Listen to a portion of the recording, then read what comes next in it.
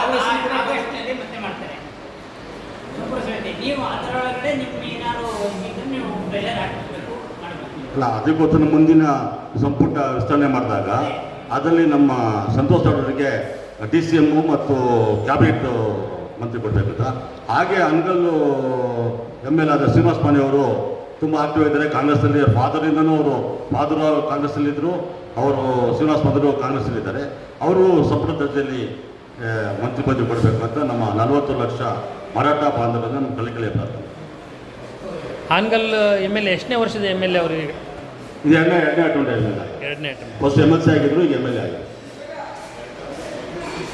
Two times MLC ಆಗಿದ್ರು, ಇದು 3 time MLA ಆಗಿದ್ರು.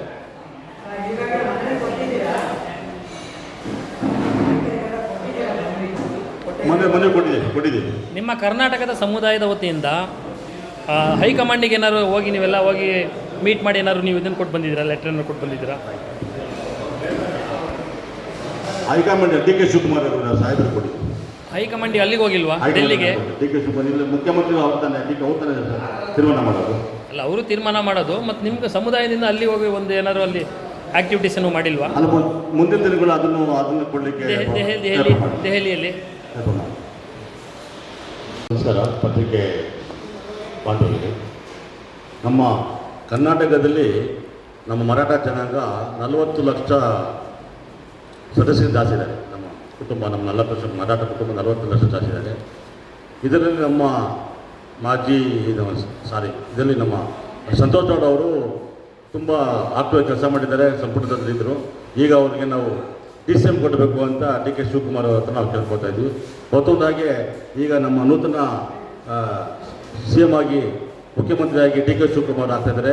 ಅವ್ರುಗಳ ಮರಾಠ ಜನಾಂಗದಿಂದ ವಂದನೆಗಳು, ಅತ್ಯಂತ ವಂದನೆಗಳು, ಸ್ವಾಗತ ಬಯಸ್ತಾ. ಹಾಗೆ ನಮ್ಮ ಹಾನಗಲ್ಲು MLA ಶ್ರೀನಿವಾಸ ಮಾನೆ ಅವರು ಸಕ್ರಿಯವಾಗಿ ಎಲ್ಲ ಜನಾಂಗದಲ್ಲಿದ್ದಾರೆ. ಅವ್ರಿಗೂ ನಮ್ಮ ಸಂಪುಟ ದರ್ಜೆ ಸಂಪುಟದಲ್ಲಿ ಇದ್ಕೊಳ್ಬೇಕು ಅಂತ ಕೇಳ್ಕೊತಾ ಇದ್ವಿ. ಅದರಲ್ಲಿ ನಮ್ಮ ಸಂಪುಟ ದರ್ಜೆಯಲ್ಲಿ ಅವ್ರಿಗೊಂದು ಮಂತ್ರಿ ಪದವಿಯನ್ನು ಕೇಳ್ಕೊತಾ ಇದ್ವಿ. ಸಂತೋಷ್ ಲಾಡ್ ಅವರು ಆಲ್ರೆಡಿ ಕಾರ್ಮಿಕ ಸಚಿವರಾಗಿ ತುಂಬ ಕೆಲಸ ಮಾಡಿದ್ದಾರೆ. 3 ವರ್ಷದಲ್ಲಿ ಎಲ್ಲ ಕಾರ್ಮಿಕರಿಗೂ ಎಲ್ಲ ರೀತಿಯಲ್ಲೂ ಸಹಾಯ ಮಾಡಿದ್ದಾರೆ. ಅವ್ರಿಗೆಲ್ಲ ಜನಾಂಗದವರು ಸಪೋರ್ಟ್ ಇದ್ದಾರೆ. ಅದಕ್ಕೆ ನಾವು DK ಶಿವಕುಮಾರ್ CM ಮುಖ್ಯಮಂತ್ರಿ DK ಶಿವಕುಮಾರ್ ಅಂತ ಒಂದು ಕಲ್ಪನೆ ಬರ್ತೇನೆ. ನಮ್ಮ ಮರಾಠ ಜನಾಂಗದಿಂದ ಅವರಿಗೆ DCM ಮತ್ತು ಸಂಪುಟ ದರ್ಜೆ ಇದು ಸ್ಥಾನ ಕೊಡಬೇಕು. ಹಾಗೆ ಹಾನಗಲ್ಲು MLA ನಮ್ಮ ಶ್ರೀನಿವಾಸ ಮಾನೆ ಅವ್ರಿಗೂ ನಮ್ಮ ಮರಾಠ ಜನಾಂಗದಿಂದ ಅವರು ಒಂದು ಸಂಪುಟ ದರ್ಜೆ ಮಂತ್ರಿ ಪದವಿ ಕೊಡಬೇಕಂತ ನಮ್ಮ DK ಶಿವಕುಮಾರ್ ಹತ್ರ, ನಮ್ಮ ಮುಖ್ಯಮಂತ್ರಿಗಳ ಹತ್ರ ನಾವು 40 ಲಕ್ಷ ಮರಾಠ ಜನಾಂಗದಿಂದ ಅವರು ಕಲ್ಕಲೆ ಪ್ರಾರ್ಥನೆ ಮಾಡ್ಕೊಳ್ತಾ ಇದ್ದಾರೆ. ಭಾಳ ಹತ್ರ ಅವರು. ಅದು ಮುಂದಿನ ದಿನಗಳಲ್ಲಿ DK ಶಿವಕುಮಾರ್ ಸಾಹೇಬರು ಕೊಟ್ಟಿದ್ದೀವಿ. ಮುಂದಿನ ದಿನಗಳಲ್ಲಿ ಅಲ್ಲಿ ಹೈಕಮಾಂಡ್ ಒಂದು ಡೈರೆಕ್ಟಾಗಿ ಡೆಲ್ಲಿలో ಡೈರೆಕ್ಟ್ ಲೆಕ್ಕ ಕೊಡೋದು. ಮೊಟ್ಟ ಮೊದಲನೇದಾಗಿ ಇಂದಿನ ನೂತನ ಮುಖ್ಯಮಂತ್ರಿಯಾಗಿ ಪದಗ್ರಹಣಕ್ಕೆ ಸಜ್ಜಾಗುತ್ತಿರುವ ನಮ್ಮ ಪ್ರೀತಿಯ ಸನ್ಮಾನ್ಯ ಶ್ರೀ DK ಶಿವಕುಮಾರ್ ಅವರಿಗೆ ನಮ್ಮ ಸಕಲ ಮರಾಠ ಸಮಾಜದ ಮಹಿಳಾ ಒಕ್ಕೂಟದಿಂದ ನಾವು ಅವರಿಗೆ ಹೃತ್ಪೂರ್ವಕವಾದ ಅಭಿನಂದನೆಗಳು, ಶುಭಾಶಯಗಳನ್ನು ತಿಳಿಸಲು ಇಚ್ಛಿಸುತ್ತೇವೆ. ಜೊತೆಯಾಗಿ ಕರ್ನಾಟಕದಲ್ಲಿ ಮರಾಠ ಜನಾಂಗವು 40 ಲಕ್ಷಕ್ಕಿಂತ ಹೆಚ್ಚು ಇರುವ ಈ ಜನಾಂಗ ನಮ್ಮಲ್ಲಿ ಸ್ವಲ್ಪ ಕಡಿಮೆ ಜನ ಇರೋದ್ರಿಂದ ಅವರಲ್ಲಿ ಶಾಸಕರಾಗಿ ನಮ್ಮ ಈ ಕಾಂಗ್ರೆಸ್ ಪಕ್ಷದಿಂದ ಸನ್ಮಾನ್ಯ ಶ್ರೀ ಸಂತೋಷ್ ಲಾಡ್ ಅವರು ಈಗ ಮಂತ್ರಿಯಾಗಿ ಎಲ್ಲ ಕೆಲಸಗಳನ್ನು ಅಚ್ಚುಕಟ್ಟಾಗಿ ನಡೆಸಿಕೊಂಡು ಬರ್ತಾ ಇರೋದ್ರಿಂದ ಅವರಿಗೆ ನಮ್ಮ ಈ ಮಹಿಳಾ ಘಟಕದಿಂದ ಸನ್ಮಾನ್ಯ ಶ್ರೀ DK ಶಿವಕುಮಾರ್ ಅವರಿಗೆ ನಮ್ಮ ಸಂತೋಷ್ ಲಾಡ್ಗೆ DCM ಮಾಡಬೇಕು ಅಂತ ವಿನಂತಿಸಿಕೊಳ್ತಾ ಇದ್ದೀವಿ.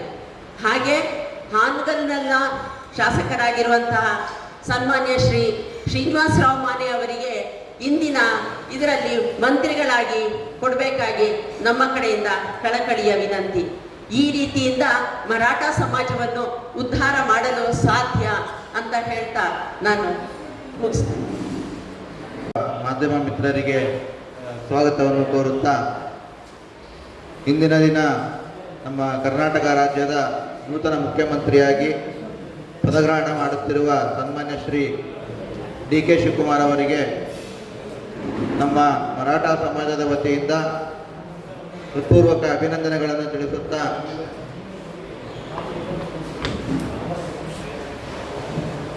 ತಿಳಿಸಲು ನಮ್ಮ ಮರಾಠ ಸಮಾಜದ ವತಿಯಿಂದ ಹೃತ್ಪೂರ್ವಕ ಅಭಿನಂದನೆಯನ್ನು ತಿಳಿಸಲು ಬಯಸುತ್ತೇವೆ. ಮೇಲಾಗಿ ಈ ನಡುವೆ ನಮ್ಮ ಕಾರ್ಮಿಕ ಸಚಿವರಾದ ಶ್ರೀಯುತ ಸಂತೋಷ್ ಲಾಡ್ ಅವರು ಸಚಿವರಾಗಿರುವಾಗ ಅವರು ಮಾಡಿರುವ ಕೆಲಸ ಕಾರ್ಯಗಳನ್ನು ನಾವು ನೆನಪಲ್ಲಿಟ್ಟುಕೊಂಡು ಅವರು ಸುಮಾರು ಕೆಲಸಗಳು ಮಾಡಿದ್ದಾರೆ ಮತ್ತು ನಮ್ಮ ಸಮಾಜನ ಒಗ್ಗೂಡಿಸುವಲ್ಲಿ ಅವರ ಮಹತ್ತರವಾದ ಪಾತ್ರವನ್ನು ವಹಿಸಿದ್ದಾರೆ ಅಂತ ಹೇಳಿ ನಾನು ಸ್ವಲ್ಪ ಹೇಳಲು ಬಯಸ್ತೇನೆ. ಹಾಗಾಗಿ ಸನ್ಮಾನ್ಯ ಡಿ ಕೆ ಶಿವಕುಮಾರ್ ಅವರು ಇದನ್ನು ಅವರ ಗಮನದಲ್ಲಿ ಇಟ್ಟುಕೊಂಡು ಅವರಿಗೆ DCM ಸ್ಥಾನವನ್ನು ನೀಡಬೇಕಾಗಿ ವಿನಂತಿಸುತ್ತೇನೆ. ಹಾಗೆ ನಮ್ಮ ಅಂಗ ಶಾಸಕರಾದ ಶ್ರೀಯುತ ಶ್ರೀನಿವಾಸ್ ಮಾನ್ಯ ಅವರಿಗೆ ಸಚಿವ ಸಂಪುಟ ದರ್ಜೆಯನ್ನು ನೀಡಿ ಗೌರವಿಸಬೇಕಾಗಿ ನಮ್ಮ ಸಮಾಜದ ವತಿಯಿಂದ ನಾವು ಒತ್ತಾಯಿಸುತ್ತೇವೆ. ಧನ್ಯವಾದ.